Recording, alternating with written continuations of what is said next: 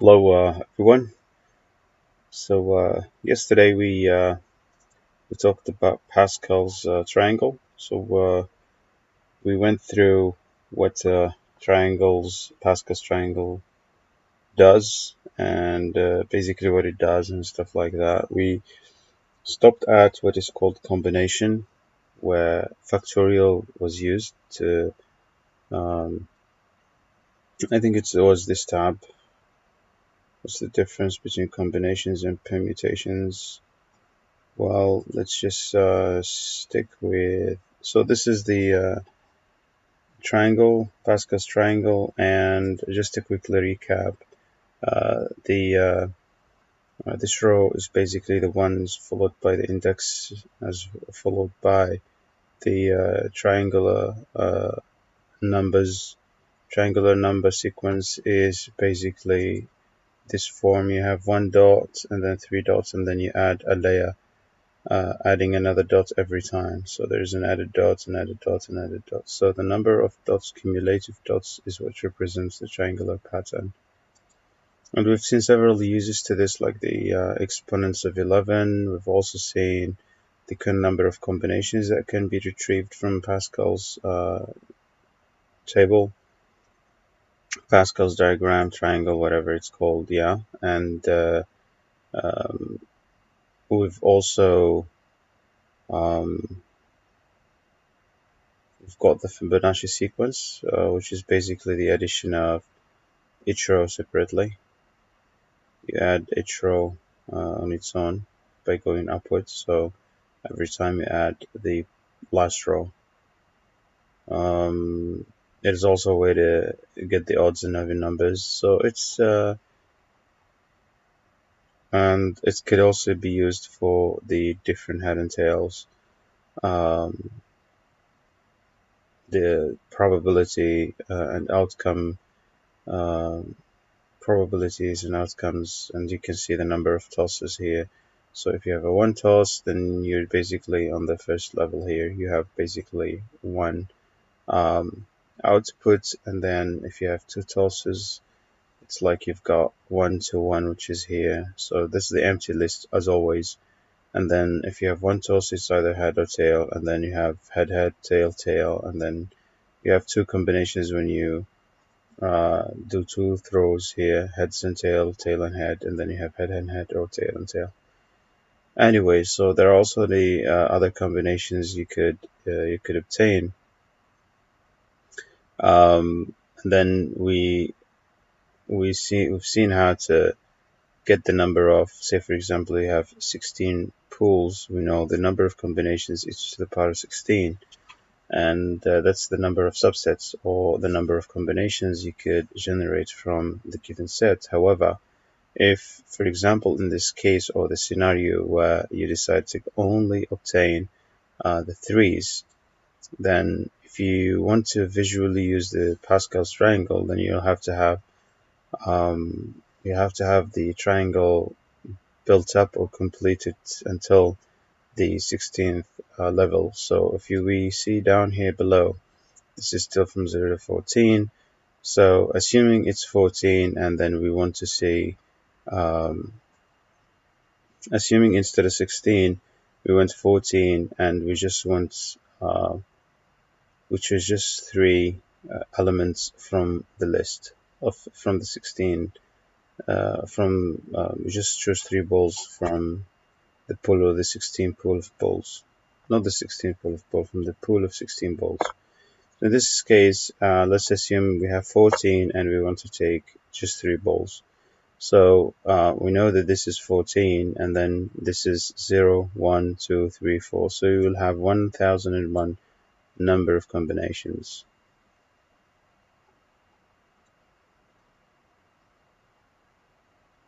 Now in this case, so if we just choose three of them, 0, 1, 2, 3, that's 560. 0, 1, 2, 3. So that's 364.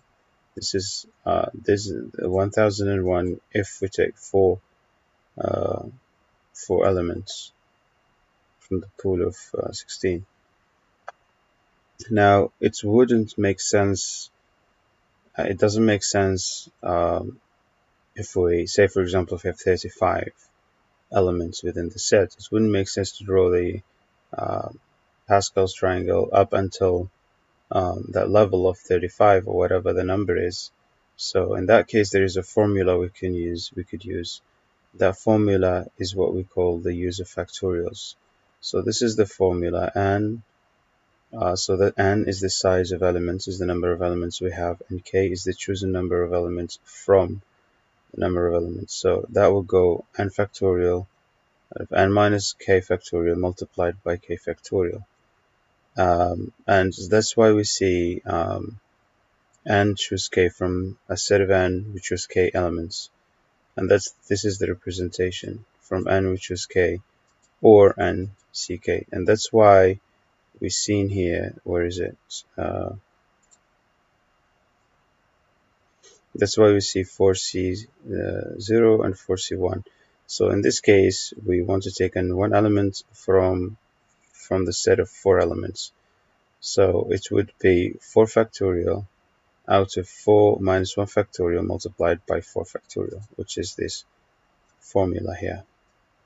And this would make things easier for us. And we have to note, though, that what else? Let me see. We could use these probabilities as well. I mean, we could have it would yield the same result, but for now, let's not dive deeper into the side topics. But this is how you obtain an option from a set, a combination, a limited set, a limited subset from a larger set using this formula here. Now, combinations also have polynomials, where we have wrote the note yesterday on polynomials, in which polynomial is in this form, a function that could have a constant variable and exponent, for example. Now, so that's that with the Pascal's triangle. That's the we could go with the questions. Now, I'm not sure if we've practiced enough to answer questions like one, two.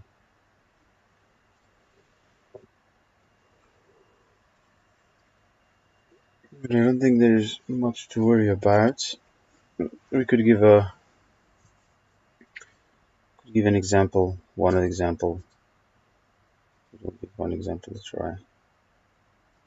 Could try one example or two. Maybe so what is the value of 15? Now in this case we will have to use the calculator. So 15 factorial. I think we could switch to the scientific calculator for faster. Scientific, so it's 15 multiplied by 14 multiplied by, this is Uncle Google doesn't help us. So 15 factorial. 15 factorial, oh whoa, is a lot. 1 instead of, should, part of 12. 1, 2, 3, 4, 5, 6. Factorial. Let's see if this works in Google, in the calculator. Oh, it actually does. Okay, so let's give this 15 factorial. Now let's go.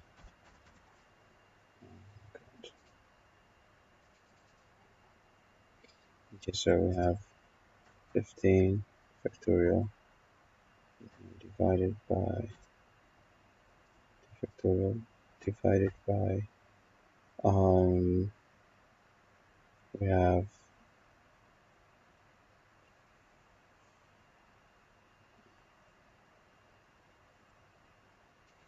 how many elements do we have here? 5. So we have 5 divided by 5 factorial multiplied by 10 factorial.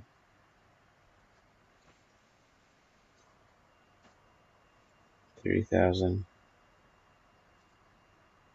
This is the right answer. Next question. So the same approach here. We'll just have this 30 factorial divided by 6 factorial multiplied by 30 minus 6 factorial.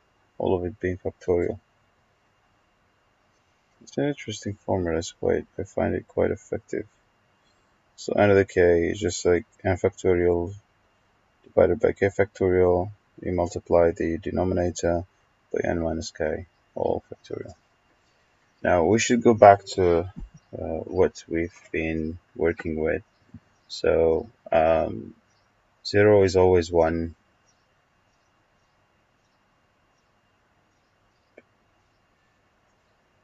I don't think. Anyways. So with conclusion now, we've been introduced to the subsets and empty lists and stuff like that, and orders, cardinality with sets and all. So going to the conclusion now, discover the rule for determining the total number of subsets for a given set, which is n to the power of 2, 2 to the power of n. Found a connection between the numbers of subsets of each size with the numbers of Pascal's triangle. Yes, we've done that.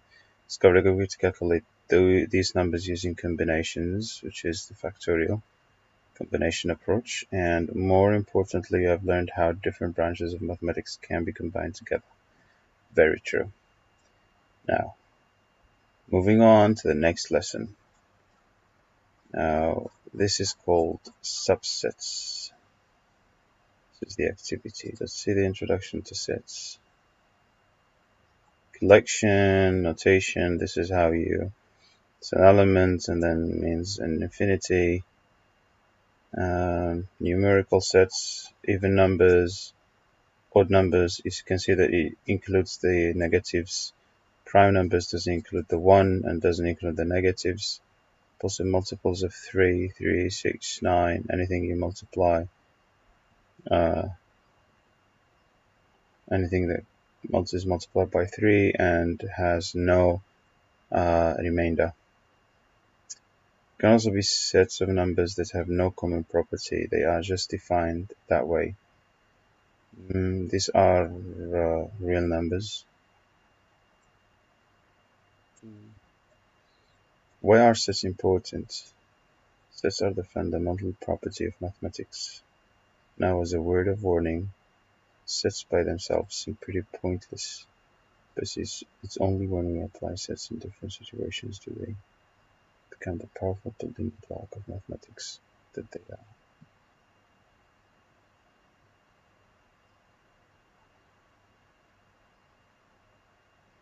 There's one thing that all of these share in common: sets. I see. So sets is basically the building blocks for all these sciences. Universal set. At the start we used the word things in quotes.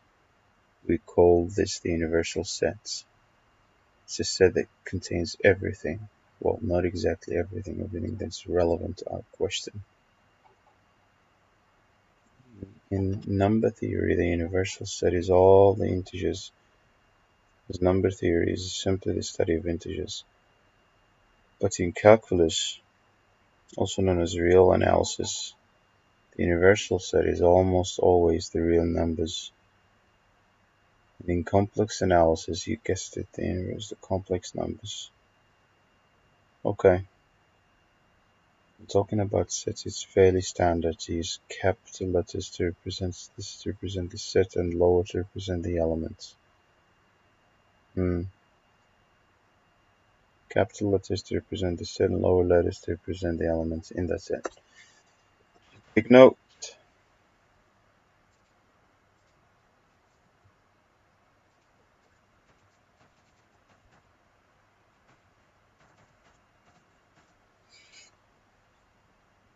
You don't have to listen to the standard You can use something like M to represent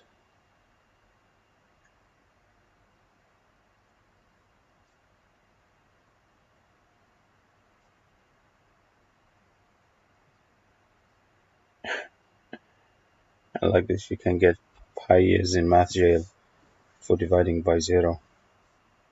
This notation is pretty nice and easy to follow, so why not? When we say an element A is in a set A, we use the symbol belongs to show it. And if something is not, use it doesn't belong to. Equality. Two sets are equal if they have precisely the same members. First glance, they may not seem equal, so we may have to examine them closely.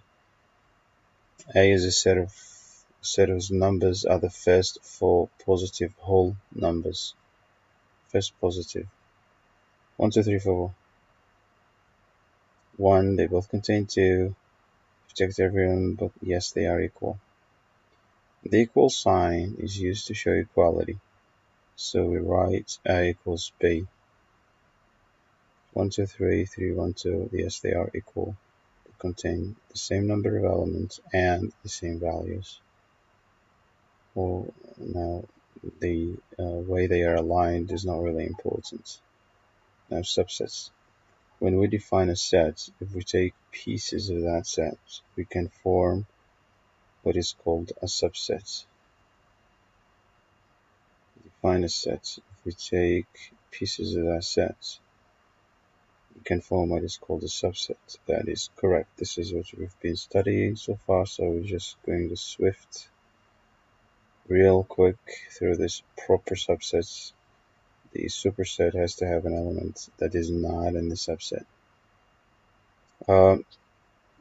When we say that A is a subset of B, we write A, so we write it in this form. Let's try to paste it in. Then I paste this in. We should paste this in. Oh,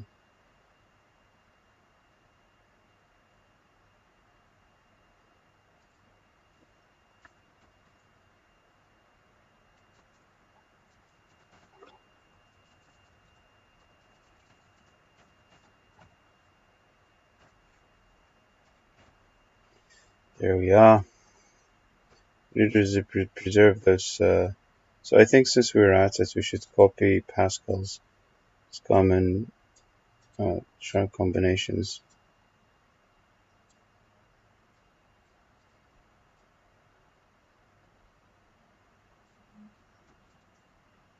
Should have this preserved.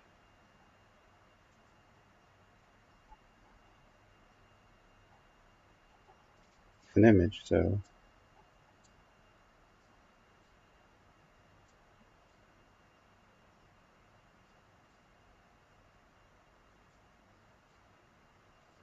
there we are. Let's get this one here.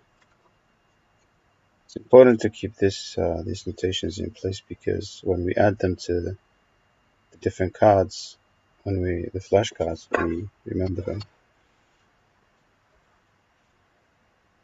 When we talk about proper subsets, we eliminate the equal sign below. Alright, so empty list, we're through that. The order cardinality, we're through that. So I think we're done. We've done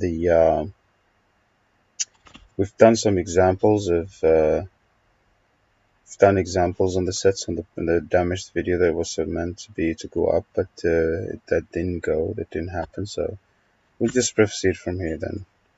Now, Venn diagrams. Let's consult the book. Where's the book? Here's the book. So we've talked about supersets, proper subsets. T is a proper subset of S, and S is a superset, and the T is the superset of S.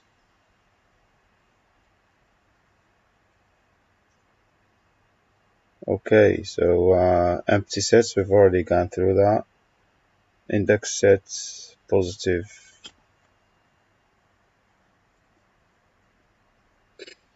Okay, so it implies intersections and unions. De Morgan formula. Well, this is things are quite interesting and interesting here. So let's keep going through the Venn diagram.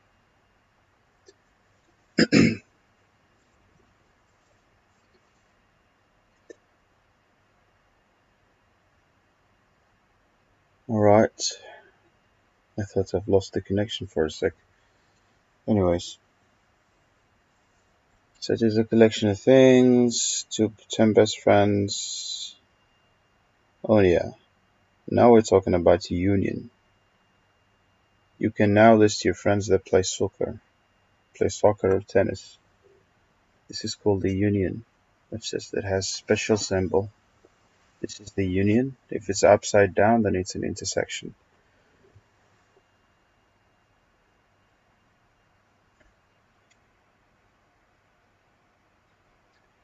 Soccer, union, tennis means or.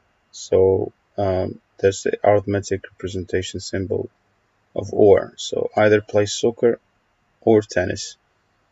So you have Alex, Cassie, Drew, Hannah, Hunter, and Jade. So either one of them plays either soccer or tennis. So you basically list everyone in both lists without creating duplicates. Now, if we look at these two examples, assuming you had John added to the list, then you have to have John in the union formation. However, if Jean's say in another category, then you can't add Jean to this list because we're only talking about those who are interested in either soccer or tennis. So we should add that note as the union is more like an add. Union is like union insets is like or. And then we can show Venn's diagram like this. So the union of two sets is clever because it shows a lot of information. Do you see that now Casey and Drew are both in soccer and tennis? That Alex and Casey, Drew and Hunter on the soccer set, and then Casey, Drew, Jade, and tennis set. Yeah, and there is this clever thing: Casey and Drew are in both sets, all that in one small diagram. Yeah, fancy stuff. So the intersection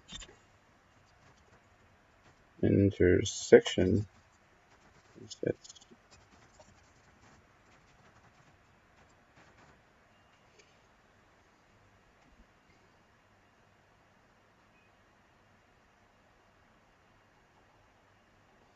So this is an interesting way of remembering the direction of either the intersection or the union. So think of them as cups. U holds more water than if it's upside down, right? So union is the one with more elements than the intersection. Not bad. Not bad at all. Now the difference is like to subtract. So soccer minus tennis, you can also subtract one set from another. For example, taking soccer and subtracting tennis means people that play soccer but not tennis, which Alex and Hunter. I will write it. Okay. So people who play soccer but not tennis. So you basically get rid of those who play tennis. Mm.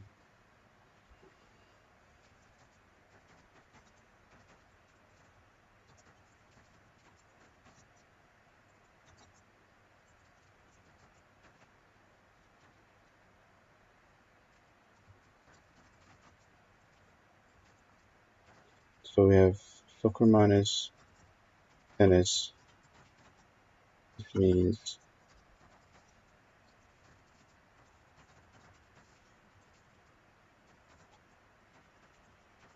and not tennis.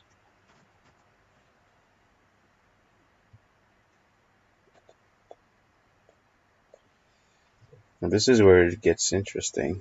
Once you start to have more than two sets, now the intersection of now S intersecting T intersecting V, then you generate whatever is being intersected here. Drew plays soccer, tennis, and volleyball. Jade plays tennis and volleyball. Alex and Hunter play soccer but don't play tennis or volleyball. No one plays tennis. No one plays only tennis. Yeah, no one plays only tennis. But we got one playing only volleyball and we got two playing soccer alone. We got one playing all of them together. We can now have some fun with unions and intersections. Okay, so S is Alex, Casey, Drew, and Hunter.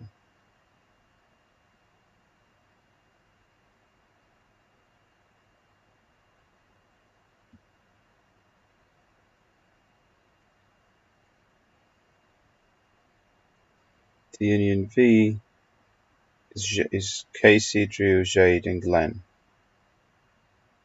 This is the intersection of S and V. So S intersecting V, we only have Drew. Take the previous set, S intersecting V, that's Drew, then subtract T. So Drew also plays, so that's an empty list. Yeah, nothing there. That is okay, that's just because an empty list. Okay, so the universal set is everyone in all of the three sets. Not exactly everything, everything that we are interested in now.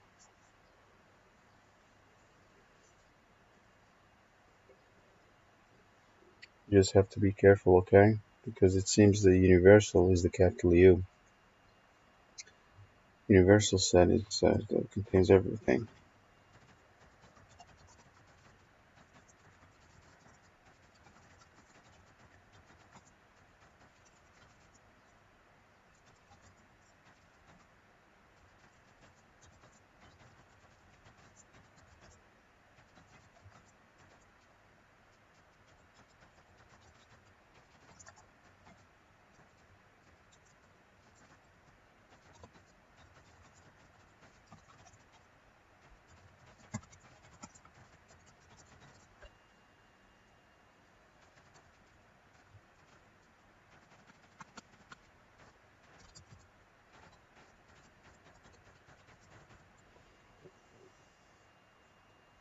So everyone in the universal is Alex, Blair, Casey. So everyone in all this, um, putting a box on it. All your 10 best friends neatly sorted into what sport they play or not. And then we can do interesting things like take a whole set of subtract the ones who play soccer. Union subtract S. So everyone who plays soccer is thrown out of the list and everyone else stays or remains. Universal sets minus the soccer set is the sets.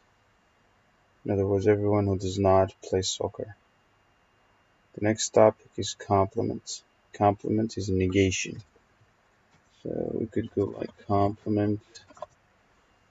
There's a special way of saying everything that is not. It's called a complement. We show it by writing the C. Venn, C.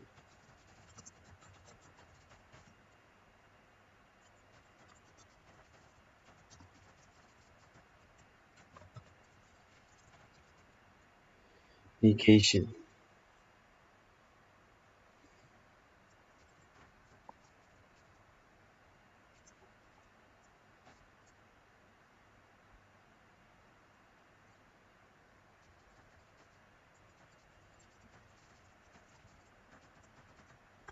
Everything not an S. Alright, so we're through with this lesson. That's great. We should start with the exercises next. Let me copy this over to the summaries drive. Move those.